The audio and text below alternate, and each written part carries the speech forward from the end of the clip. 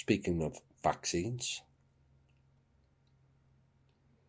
the Wuhan coronavirus outbreak that began in December 2019, which happened in the city of Wuhan, which houses the only Chinese biosafety level 4 facility.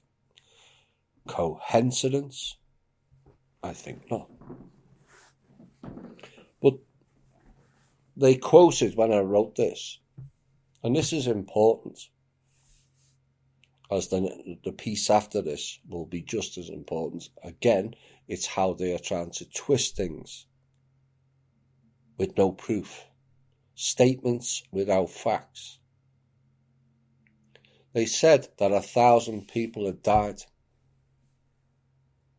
but where's their proof?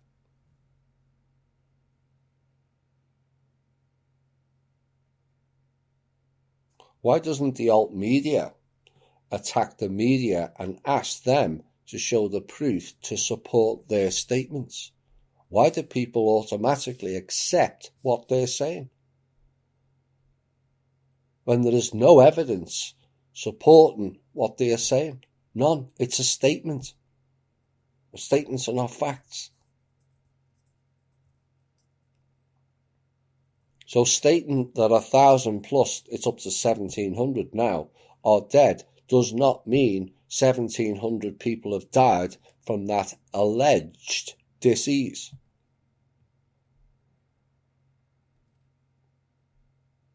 People just accept it as fact with no evidence.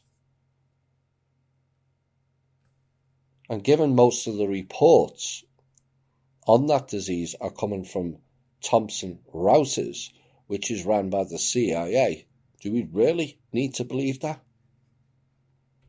Should we? Their past record says not. Even the stuff we've covered tonight in this show shows you that. The only thing I'm amazed at is, given that China is so close to another certain country, I'm amazed they haven't blamed the Russians yet for that. Doing everything else. And here is another mainstream media statement, again with zero evidence to support it. Remember, we did the piece about 11,000 scientists, which is actually about less than 1% of global scientists, on climate change recently. This is the same script. You just changed the parameters. More than 2,000 former Department of Justice officials are calling on Attorney General William Barr to resign, according to a group called Protect Democracy. Well, for one, America is not a democracy. Hello?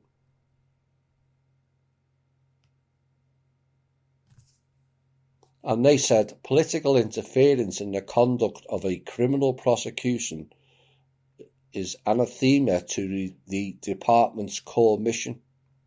Oh, really? And covering up democratic crimes is not flavour of the day, is it? And according to them, and its sacred obligation to ensure equal justice under the law. Oh my. From the Justice Department? It's the same Justice Department that's been lying and falsifying all kinds of papers for the last numbers of decades. But now, all of a sudden, we have to play by the rules. Really? Now, this non-partisan, which is generally means deep state clown. The minute you hear non-partisan, it means deep state clown. So-called non-profit group, which then becomes debatable, said the Attorney General has flouted that fundamental principle. What about Obama? What about Pelosi? What about Comey? What about Strzok? What about Page?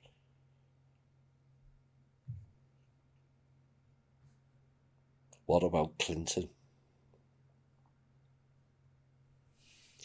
And they said the former DOJ officials, since when were they an authority to pass comment, to steer an opinion? That it's outrageous the way Barr interfered in the Roger Stone case. So it's outrageous that Mr. Stone got 9 years jail for lying to Congress when the whole of Congress is lying to the American people on a daily basis. 2,000. Where's that evidence to support that? And who are these 2,000? And who are this Protect Democracy group that is clearly not American, because we're not a democracy? Of course, what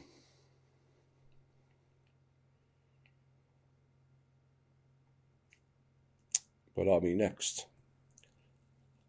Lieutenant Colonel Alexander Vindman fired from the National Security Council, and apparently is leaving for the Pentagon, according to sources.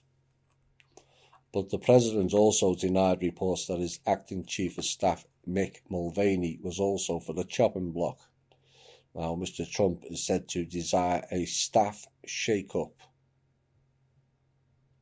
Take note of that. After senators cleared him in the impeachment case on Wednesday of last week. Alexander Semyon Vindman and his identical twin brother Yevgeny, following the death of their mother, were brought to New York by their father Semyon, born in the Ukraine, born to Jewish parents.